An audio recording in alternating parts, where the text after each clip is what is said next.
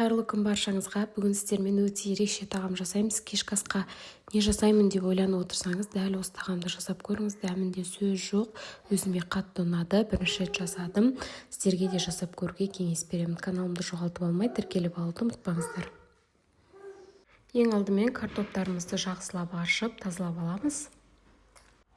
Картопты бірнеше бөліктерге бөліп, суға салып, картопымызды пісіріп алатын боламыз.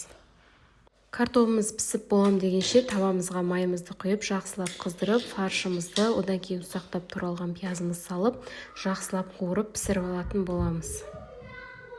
Қалауларыңыз бойынша дәміне қарай бұрыш және тұз салып, жақсылап қуырамыз.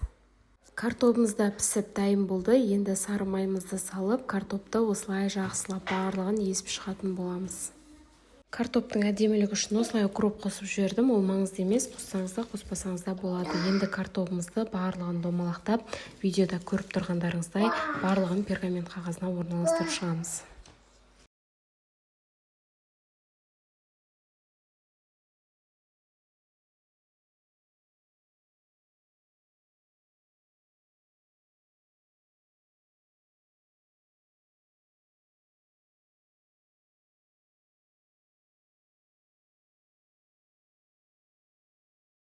Енді видеода көріп тұрғандарыңыздай осылай картоптарым арасын қолдың көмегімен осылай шұңқыр етіп ашып алдым. Енді 2 ас қасықтан фаршымызды салып шығамыз. Бетіне қалауларыңыз бойынша қызанақ немесе сыр сепсеңіздер болады. Менде үйдегілер сырт ұнатпағандықтан сырды аз ғана септім. Осылай духовкада, қызып тұрған духовкада 200 градуста 15-20 минут сыр ерігенше ұстап алсаңыздар болады. Осымен біздің тағамымыз дайын.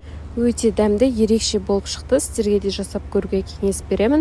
Каналым пайдалы болса, лайк басып қолдап кетуді ұмытпаңыздар. Қазақша контенттің дамуына үлес қосып, лайк басып маған жазылып алуды ұмытпаңыздар. Ас болсын.